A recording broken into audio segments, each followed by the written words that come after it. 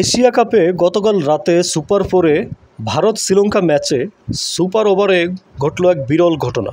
তাতে বিভ্রান্ত হলেন খেলোয়াড়, দর্শক, এমনকি ধারাভাষ্যকাররাও। শেষ পর্যন্ত অবশ্য বেঁচে যান শ্রীলঙ্কার অলরাউন্ডার দাসুন সানাকা। ঘটনাটি সুপার ওভারের চতুর্থ বলে ভারতের বাঁহাতি পেসার আশদীপ সিং সানাকার অফ স্টাম্পের বাইরে দারুণ এক ইয়র্কার মারেন। সানাকা বলটি খেলতে পরাস্ত হন। বল চলে যায় উইকেটকিপার সঞ্জু স্যামসনের হাতে। আশদীপ সঙ্গে সঙ্গে ক্যাচ আউটের আবেদন করেন। মাঠে বাংলাদেশি আম্পায়ার গাজী সোহেল আউট দেন। অদ্ভুত ঘটনাটা ঘটে এরই মধ্যে। ভারতের উইকেটকিপারের হাতে বল থাকতে সানাকা দৌড়ে 1 রান নেওয়ার চেষ্টা করেন।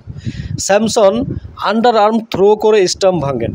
তখন ক্রিজ থেকে অনেক দূরে ছিলেন সানাকা।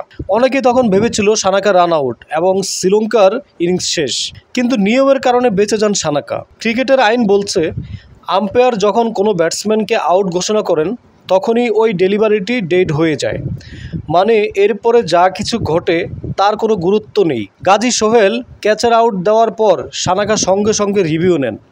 আলট্রা এজে দেখা যায় ব্যাটে বল লাগেনি, সিদ্ধান্ত বদলে যায়, ক্যাচ আউট হয়নি। নিয়ম অনুযায়ী এরপরে রান আউটের ঘটনাটি বিবেচনার কোনো সুযোগ নেই, কারণ মাঠের আম্পায়ার ক্যাচ আউট দেওয়ার পরেই ডেলিভারিটি ডেড হয়ে যায়। আইসিসির আইনে 20-1-1-3 ধারায় বলা হয়েছে, আম্পায়ার আউট ঘোষণা করলেই সঙ্গে সঙ্গে বল ডেড হয়ে যায়।